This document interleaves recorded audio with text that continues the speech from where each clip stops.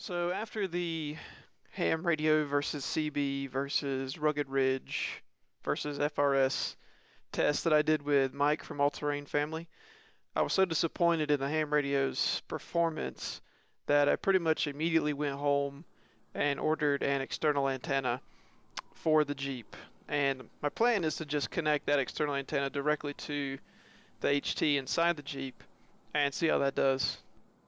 I ordered a stainless fender mount that's actually designed for a CB antenna. So it came with a CB antenna stud, a SMA to NMO Wilson coax cable, a Comet 27-inch dual band antenna, and if you're going to be attaching SMA cable to a Bowfang, the connectors on the Bowfang antenna are backwards from what they normally would be, so you have to get an SMA female to female adapter, which a pack of 4 off of Amazon was $4. So I picked those up as well. Before I actually installed anything on the Jeep, I assembled everything on my desk just to make sure it would work. The CB bracket came with a stud for an antenna, CB antenna, so I just took that off, took the ground screw off of it. The Wilson coax cable actually uses a 3/8 inch hole for the NMO connector, which is different than a lot of them. Some of them require a 3/4 inch hole, but since I was using a CB antenna bracket, I ordered a cable that used a 3/8 inch hole as well. This particular antenna has a spring-loaded center pin, so it's a little bit tough to get it started, but once it's on there, it's really snug.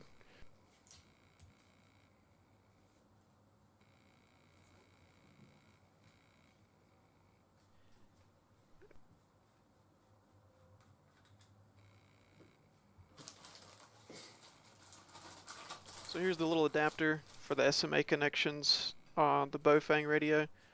It just screws right in.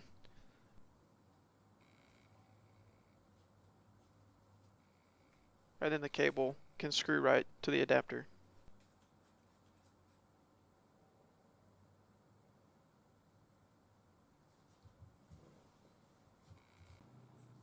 So here it is all assembled. Everything fit really well. I didn't have to drill out the antenna mount or anything like that. It all went together really good. I turned it on and just listened to a local repeater for a little bit, just to make sure it was picking everything up like it should.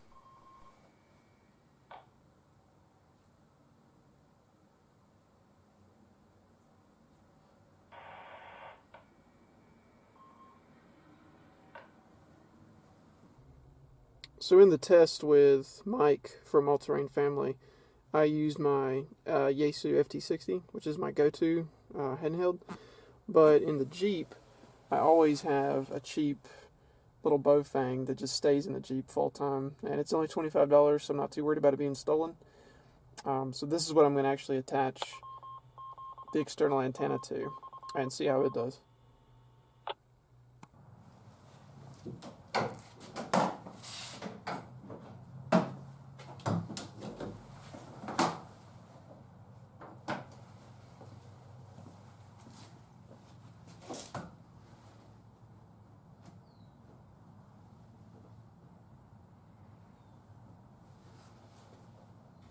One issue I'm going to have is I already have the twin compressor bracket being held on with this bolt, which is where this mount is supposed to go.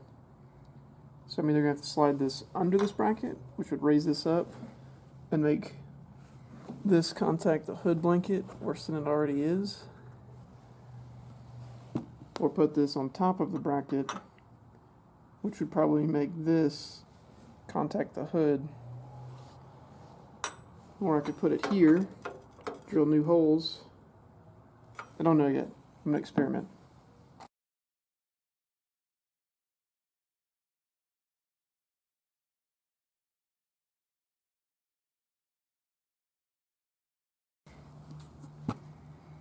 As expected, the hood, when it's fully latch down hits that bracket when it's on top of the compressor bracket. Okay, I moved it under the compressor bracket, and it's actually really sturdy. But now the issue is this connection for the compressor is hitting the hood blanket worse than it already is, which I don't mind if it hits the hood blanket. I just don't want it rubbing through and actually contacting the hood. I think it's still okay.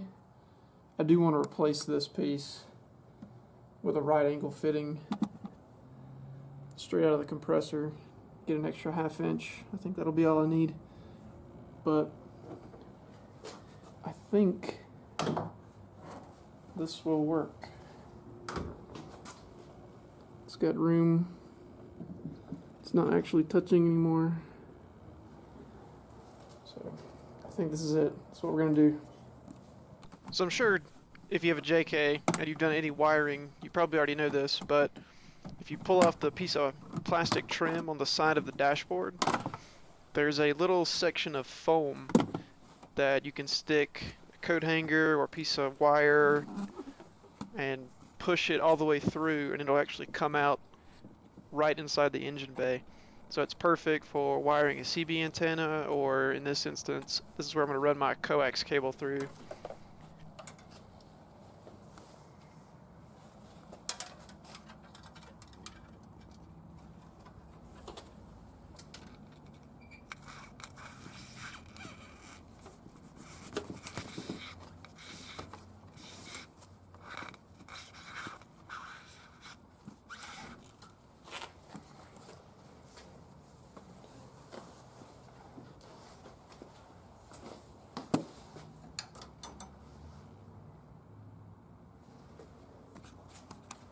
So to pull the coax through that foam, I'm just going to use some electrical tape and tape it really good to the end of the coat hanger and pull it straight through that little foam insert.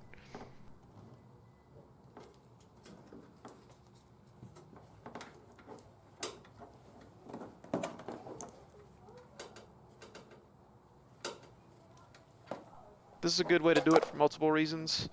That coax is going to be kept away from the engine heat as much as possible. Coax can be kind of susceptible to temperature changes, especially extremes of heat and cold, like an engine bay. So getting it out of the engine bay immediately and into the cab is the best way to go.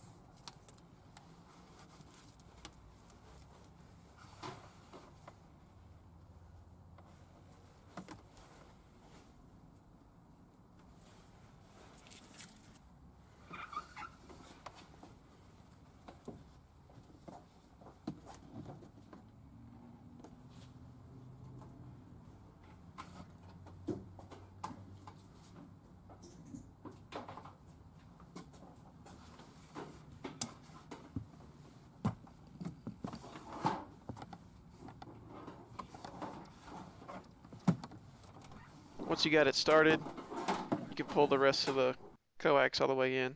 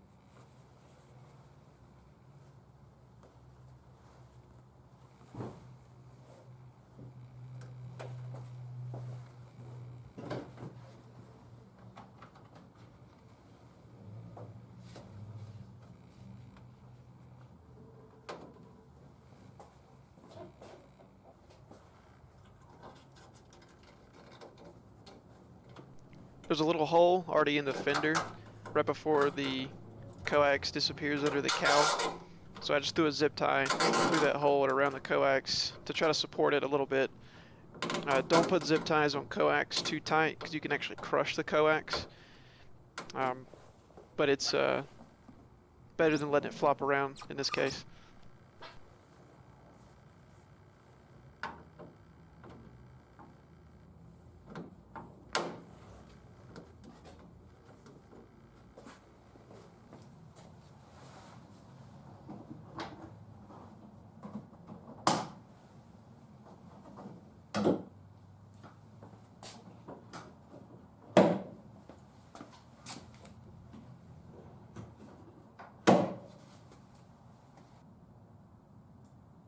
Once the bracket was ready, I put the antenna on for the final time.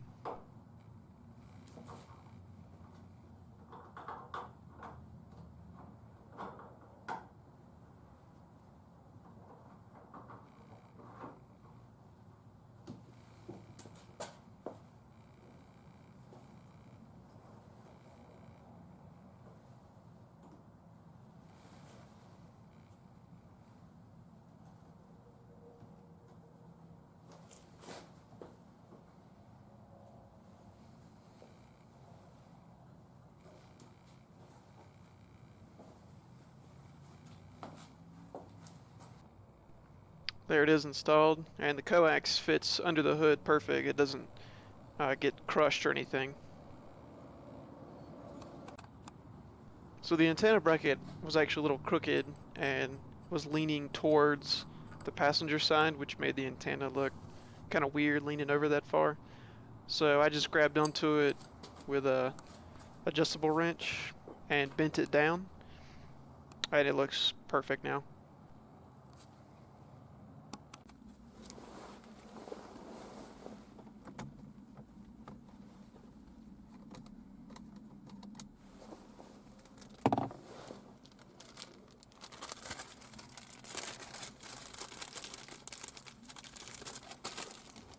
Here's the little adapter for the top of the bowfang radio so that the cable can attach. It's a better view of it.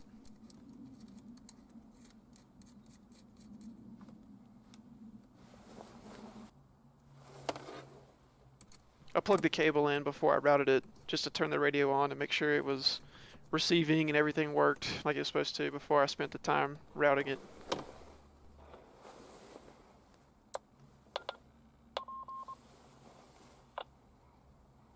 Somebody else running the booth for us last year because I was doing the TRT at the same weekend, but this year I'm going to be there myself at the convention. Cool, yeah, hopefully I'll be there this season, or this convention. Last convention I was able to make it, and then the last day, Sunday, I went to the last day closing of the convention, and then when I got done eating breakfast, got a phone call, hey, you got a fire in Milwaukee, Nevada, and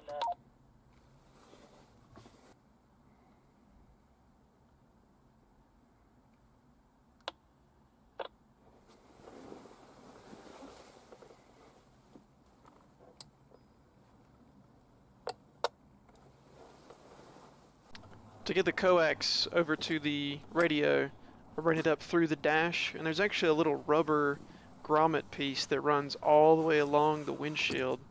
And I just tucked that coax underneath that rubber grommet. You can't see it at all, and it looks really good. For the extra, I just coiled it up as neatly as I could and stored it inside where that plastic trim piece came off. It's this is a temporary install. I do plan to get a full-size mobile radio at some point, so that coax will be rerouted either under the seat or wherever I end up installing that radio. But overall, the install looks really good.